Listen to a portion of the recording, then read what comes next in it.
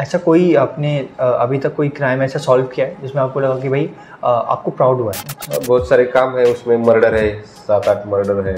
छोटी छोटी बच्चियाँ बांग्लादेश से या पश्चिम बंगाल से लाकर उनको वेश्या व्यवसाय में ढकेलते, उनको भी हमने पकड़ा है। वहाँ से हमने 4 लड़कियाँ छुड़ाई है। 15 महिलाएं जो वेश्या व्यवसाय करने के लिए ने बंद करके रखी थी, उनको छुड़ाया था। और दूसरा अभी एक हमने 11 नाइजीरियन पकड़े थे, उनके पास से 1600 ग्राम कोकेन हमने पकड़ा था। उसकी बाजार में प्राइस कम से कम 2.5-3 करोड़ है, वो पकड़ा था।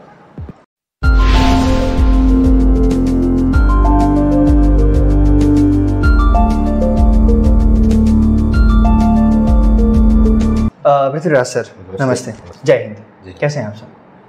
ठीक है, एंजॉय कर रहे हैं अपनी नौकरी। इंजॉय कर रहे हैं। सुना है कि पुलिस की नौकरी में रात दिन जागना पड़ता है, तो उसमें आप इंजॉय कर पा रहे हो? हाँ। कैसे? रात दिन तो जगना नहीं पड़ता, जब काम रहेगा तो रात भर जगना पड़ता है, नहीं तो ऐसा हमेशा नहीं जगना पड़ता। हमारे मतलब शिफ्ट्स रहते हैं, रात का शिफ्ट अलग, दिन का शिफ्ट अलग, ऐसा शिफ्ट रहता है जी। तो आपने पुलिस की जॉब क्यों चुनी? पुलिस की जॉब में मुझे पहले से ही अच्छा लगता था पुलिस बनना, और मेरा इंटेंशन वही था कि पुलिस बनना, बन गया। जी सर। तो आपने कॉलेज के बाद कौन सा फील्ड चुना? कॉलेज की पढ़ाई हुई तो एग्ज़ाम ही दे दिया मैंने 1 साल में, और 1 साल में हो गया मैंने। सर, इस फील्ड में आपने कैसे कैसे क्रिमिनल से फेस किया? आप किसी एक के बारे में बता सकते हैं? बहुत सारे क्रिमिनल्स के साथ फेस किया, जैसे कि ड्रग्स बेचने वाले हैं, मर्डर करने वाले हैं, चोरी करने वाले हैं, झगड़ा करने वाले हैं, वेश्या व्यवसाय करने वाले हैं। बहुत सारे क्रिमिनल के पकड़ा है। हर एक क्रिमिनल का अलग अलग इंटेंशन रहता है, उसकी गैंग अलग अलग रहती है, उसका सोच अलग अलग रहती है। कोई पैसे के लिए करता है, कोई नाम कमाने के लिए करता है। नाम कमाने के लिए करता है? जैसे दहशतगर्दी करने के लिए कोई करता है, गोलीबारी, कोई गुस्से में आकर करता है, कोई मतलब मियाँ बीवी का झगड़ा होके बीवी का खून करता है, तो वो एकदम ऑन द स्पॉट उसको गुस्सा आता है तो खून करता है। ऐसा भी होता है। ओके। जैसे मैंने आपको पूछा, अगर जैसे आपने बताया कि एक मर्डर केस था जिसमें उसे उम्र कैद की जेल हो गई, हाँ। अगर उसमें वो जो आरोपी है वो ये कहे कि मैंने अपने सेल्फ डिफेंस में उसे मारा है, हाँ। तो क्या होगा? नहीं, वो कहेगा कुछ भी, लेकिन वो एविडेंस में लोगों ने वैसा बताना चाहिए वो कि सेल्फ डिफेंस में मारा, वैसा सिचुएशन होना चाहिए। तो बेसिकली अगर कोई सेल्फ डिफेंस में मारता है, हाँ, एंड उसके पास सबूत नहीं है, हाँ, तो जो जज हैं या फिर जो लॉ है वो क्या कहता है? उसका सिचुएशन देख के पुलिस उसके ऊपर चार्जशीट भेजना या नहीं भेजना तय करती है जी। अगर उसने सच में सेल्फ डिफेंस में मारा है तो चार्जशीट नहीं जाएगा उसके ऊपर। आप अगर यंग यूथ है कोई, अगर उसने कुछ क्राइम किया है जो 18 से कम है, तो उनके लिए और जो 18 से ऊपर है उनके लिए, दोनों के लिए अलग अलग क्यों है?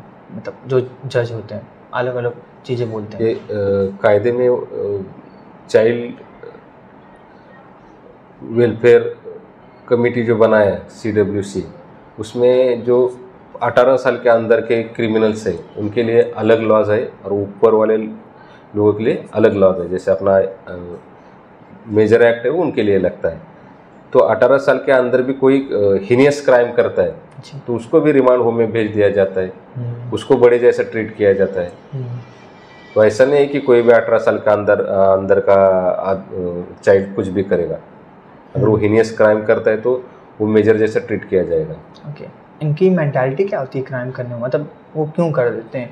मतलब ऐसा कोई एज होता है क्या, कोई साइन होता है? ऐसा कोई एज या साइन नहीं होता। हर एक ऑफेंस करने वाले ऑफेंडर का अलग अलग तरीका रहता है। जैसे कि कोई प्रॉपर्टी ऑफेंस वाले वो पैसा कमाने के लिए या दूसरा कुछ काम नहीं करते, चोरी का ही काम करते हैं। कुछ ऑफेंडर होते हैं वो बॉडी ऑफेंस करते हैं, मतलब दहशतगर्दी करते हैं। लोगों में उनका डर रहना चाहिए, गैंग बनना चाहिए, ऐसा उनको लगता है तो दहशतगर्दी करते हैं।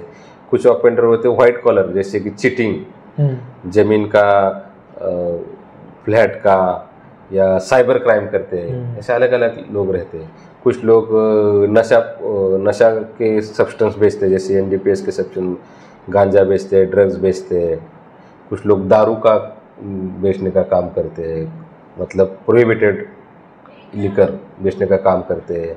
कुछ लोग वेश्या व्यवसाय, लड़कियां बेचने का, लड़कियां या महिलाएं प्रोवाइड करने का काम करते हैं। अलग अलग तरीके के ऑफेंडर्स रहते हैं। जो आपने गैंगस्टर की बात की, तो आप कैसा, मतलब वो लोग जब मिलते हैं तो आप कैसा फेस करते हो? कुछ बच्चों में या गैंगस्टर मतलब गैंगस्टर होते हैं, मतलब बॉडी ऑफेंस करने वाले, वो खुद का नाम बनाना चाहते हैं सोसाइटी में। उनको लगता है कि मेरे से लोग डरे, ऐसे भी कुछ लड़के रहते हैं। या कुछ लोग मजबूरी से ऑफेंस करते हैं, मतलब झगड़ा हो गया, नहीं सुन रहा है, उसको लगता है मेरे ऊपर अन्याय हो रहा है, तो सामने वाले को मार देता है या तुरंत गुस्से में आके किसी को मारता है, ऐसा भी होता है। सब लोग वैसा नहीं करते। कुछ लोग जो है वो खुद को गुंडा कहलाने के लिए, दहशत, लोगों में और दहशत होना चाहिए, ऐसे इसलिए काम करते हैं। ऐसा कोई आपने अभी तक कोई क्राइम ऐसा सॉल्व किया है जिसमें आपको लगा कि भाई आपको प्राउड हुआ है? बहुत सारे ऐसे क्राइम सॉल्व किए हैं। जैसे कि मैंने 2 टन गांजा पकड़ा था जब मैं PSI था तब। एक टेम्पो 65 बैग गनी बैग्स थी उसमें, ऐसा पकड़ा था। वो एक अच्छा काम है मेरे हिसाब से। दूसरा अभी एक हमने 11 नाइजीरियन पकड़े थे, उनके पास से 1600 ग्राम कोकेन हमने पकड़ा था। उसकी बाज़ार में प्राइस कम से कम 2.5-3 करोड़ है, वो पकड़ा था। okay. अभी फिर हमने 15 महिलाएं जो वेश्या व्यवसाय करने के लिए ने बंद करके रखी थी, उनको छिड़ाया था। छोटी छोटी बच्चियां बांग्लादेश से या पश्चिम बंगाल से लाकर उनको वेश्या व्यवसाय में ढकेलते, उनको भी हमने पकड़ा है। वहाँ से हमने 4 लड़कियां छुड़ाई है। अच्छा। और बहुत सारे काम है उसमें, मर्डर है, 7-8 मर्डर है, घर पोड़ी के गुने हैं, बाइक चोरी के हैं, 4 व्हीलर चोरी के हैं। ओके सर, ये जो आपने गांजा और ये सब का बात किया, इसका मार्केट इतना बड़ा कैसे है? मतलब 6-6, 7-7 करोड़ के हमेशा पकड़े जाते हैं।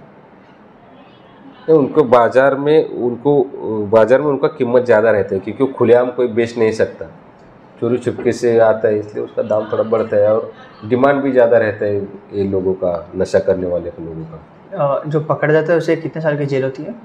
NDPS में तो 20 साल की भी जेल हो सकती है। 20 साल की? 20 साल तक।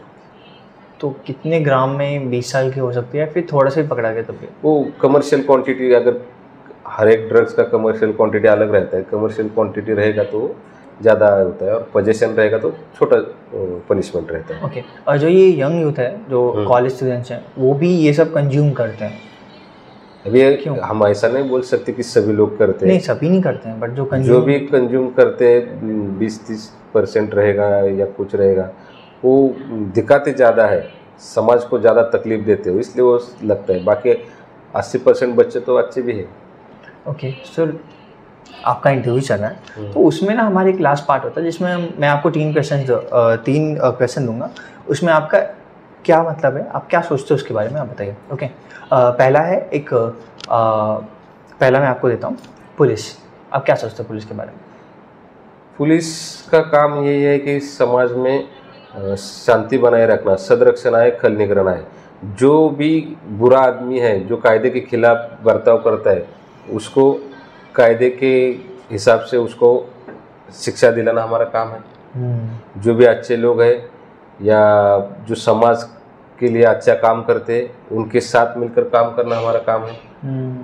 ओके। सेकंड वर्ड है पॉलिटिशियन। पॉलिटिशियन बात अलग है, उनका हमारे इसमें से कुछ रोल नहीं रहता। मतलब मैं ये पूछ रहा हूँ आपसे कि एक पॉलिटिशियन कैसा होना चाहिए, आप क्या सोचते हो, कैसा होना चाहिए पॉलिटिशियन? पॉलिटिशियन अभी पूरे जनता को लगता है कि अच्छा होना चाहिए, वैसा ही मुझे लगता है। जो जनता को लगता है वही मुझे लगता है। मतलब अच्छे नेक होना चाहिए, नॉन करप्ट रहना चाहिए, समाज की सेवा में हरदम लगे रहना चाहिए, समाज में कोई लॉ एंड ऑर्डर ना हो, ये देखना चाहिए उन्होंने। थर्ड वर्ड है आम आदमी। आम आदमी अगर उसका काम वो उसकी नीयत से करेगा, कायदे से करेगा, तो उसको कोई तकलीफ नहीं है। और जो भी समाज में कुछ बुराइयाँ चल रही है या इलीगल काम चल रहा है उसके बारे में पुलिस को या सरकार को उस पर खबर देना चाहिए। जी सर। तो पृथ्वीराज सर, यही था हमारा इंटरव्यू आपके ऊपर, एंड बहुत अच्छा लगा आपसे बात करके। और आपको कोई मैसेज है जो आप यंग यूथ को बोलना चाहेंगे? वही तो सबसे पहले सबने अपना हेल्थ अच्छा रखना चाहिए, दूसरी बात व्यसनों से दूर रहना चाहिए, अपनी पढ़ाई लिखाई ध्यान लगाकर करना चाहिए, और जो भी चीज़ें हो वो अपने माँ बाप से शेयर करना चाहिए। माँ बाप अपने बच्चों के लिए कोई बुरा चीज़ कभी भी नहीं सोचते, तो उनका सुनना चाहिए। जी सर। तो मिलते हैं सर नए पॉडकास्ट में, और जय हिंद, जय भारत।